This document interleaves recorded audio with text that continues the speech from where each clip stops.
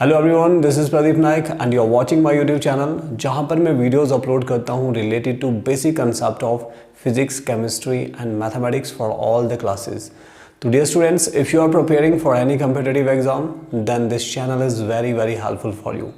Please subscribe this channel and do not forget to press the bell icon so that you can receive the notification of all the videos. तो dear students, plus 2 physics में आज हम पढ़ने वाले हैं second chapter of unit first. अगर first chapter के concept आपके क्लियर नहीं है तो इलेक्ट्रिक फील्ड जो ये अगला चैप्टर है यहाँ पर आपको प्रॉब्लम आ सकती है, इसलिए आइडिया पे जाकर वो वीडियो ज़रूर देखें. आज जो हम पढ़ने वाले हैं वो है electric field and electric field intensity से रिलेटेड टॉपिक्स. ओके, तो let's start. What is electric field? मान लो आपके पास कोई चार्ज है पॉजिटिव क्यू.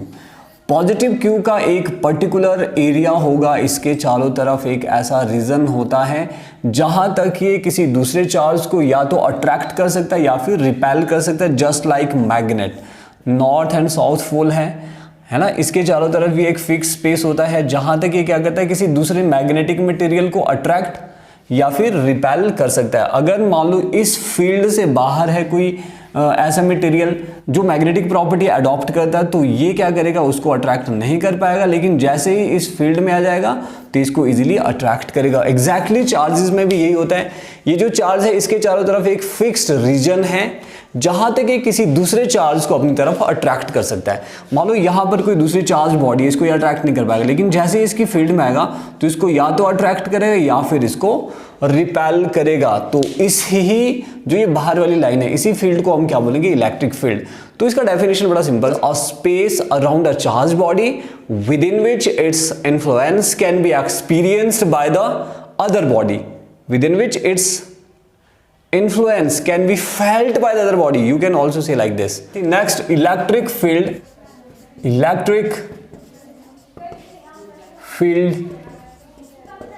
intensity, इसको E से डिनोट किया जाता है. देखिए, जैसे यहाँ पे चार्ज पॉजिटिव क्यू था, इसके चारों तरफ एक फिक्स रीजन था. मान लो यहाँ पर हमने कोई चार्ज रखा, it may be positive, it may be negative.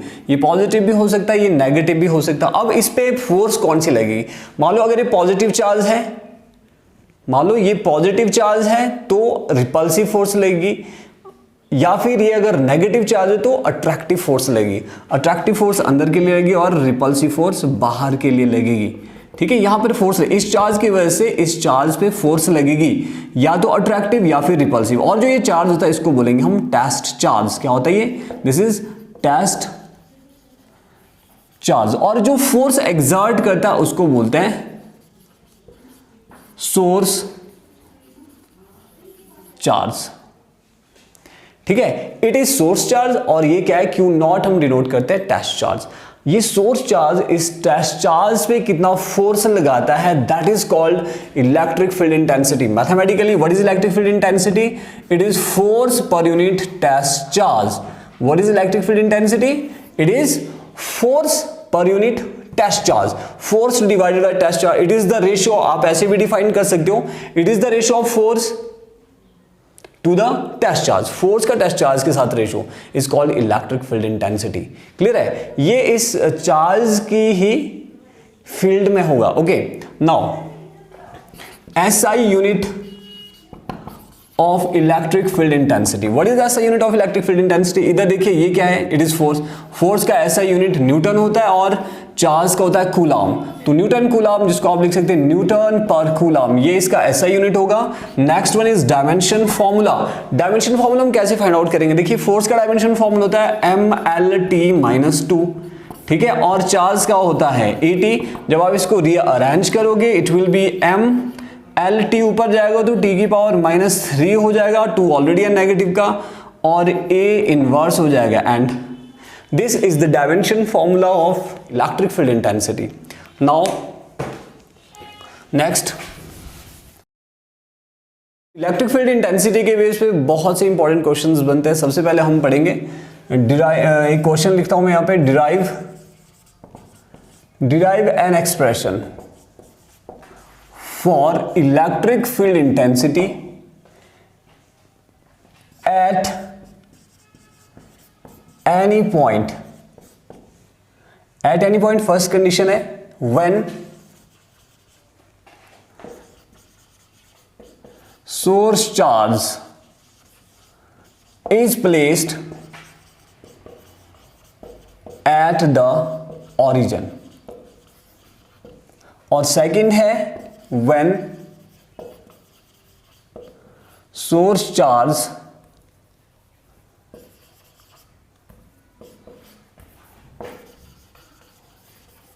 is placed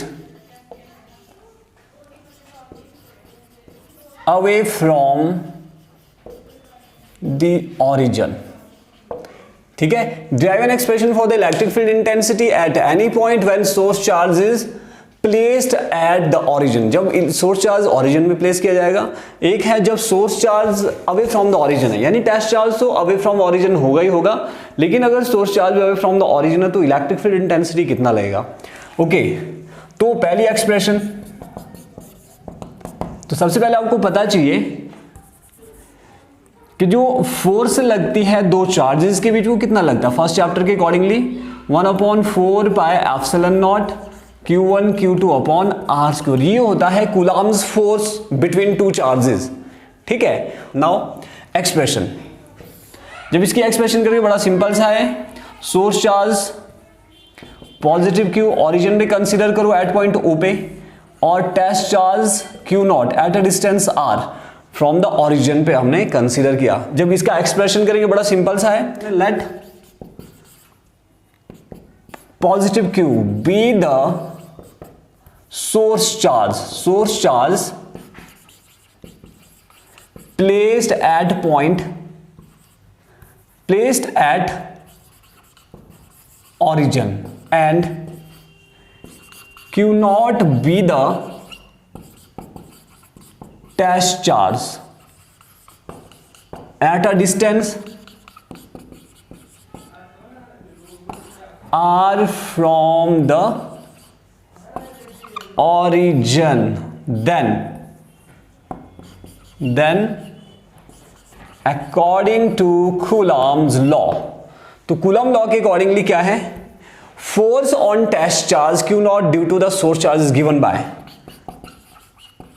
force on test charge due to Coulomb's due to source charge is given by, कितना लगेगा रूल के अकॉर्डिंगली, सॉरी कूलम लॉ के अकॉर्डिंगली फोर्स इतना लगता है दो charges के बीच. यहां पे चार्ज एक Q है एक Q0 है, तो कितना बनेगा force, then force will be equals to 1/4 pi epsilon naught Q0 upon R square.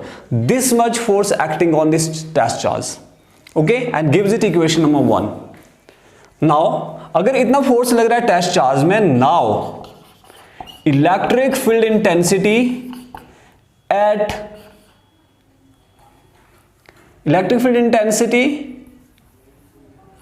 On test charge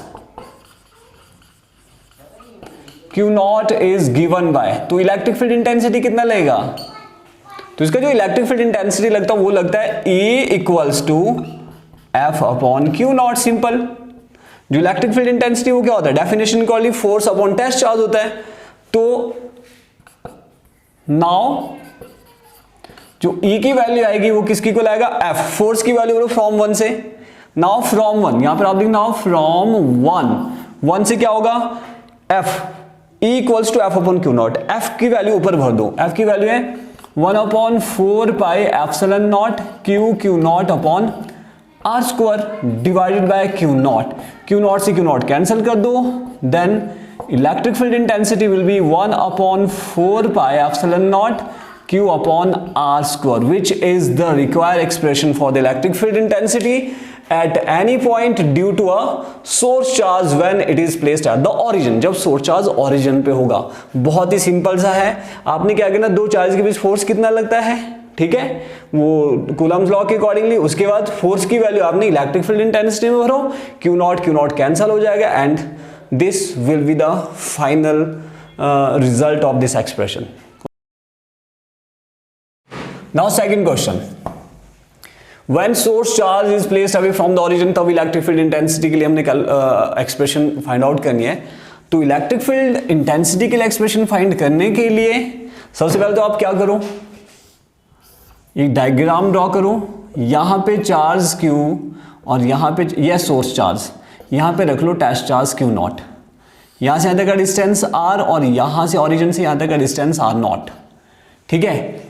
अब ये वाला चार्ज ने इस पे फोर्स लगानी है, तो ये चार्ज इस पे कितना फोर्स लगा, मान लो यहाँ पॉइंट A है, ये पॉइंट B है और यहाँ है O, तो यहाँ पर देखो क्योंकि दोनों चार्जेस बाहर है, यहाँ पर जो इलेक्ट्रिक फील्ड इंटेंसिटी निकलेगी वो निकलेगी in terms of their position vector. R1 और R2 are the position vectors of source charge and test charge. तो पोजीशन वेक्टर की फॉर्म में जो फोर्स है, कूलम्ब्स फोर्स, वो किसकी इक्वल होता था, 1/4 pi epsilon naught Q1 Q2 upon, यहाँ पे जो वैल्यू होती थी वो होती थी फाइनल है यहाँ पे R नॉट, मान लो R2 था फाइनल माइनस R1 इनिशियल का whole cube R2 minus R1, ठीक है। ये एक्सप्रेशन होती थी in terms of position vector जब हम कूलम्ब्स फोर्स फाइंड आउट करते थे, ठीक है।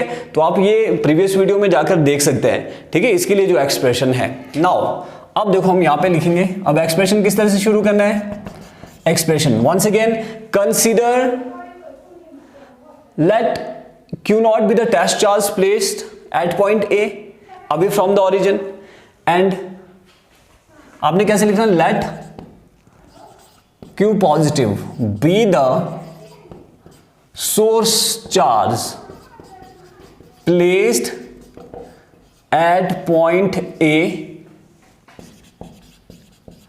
away from the origin,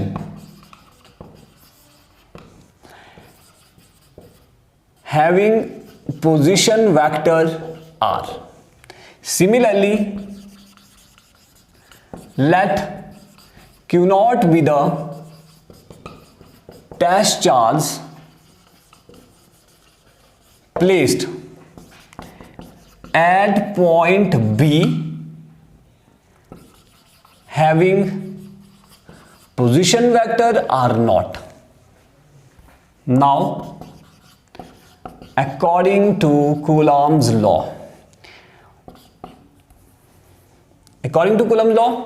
force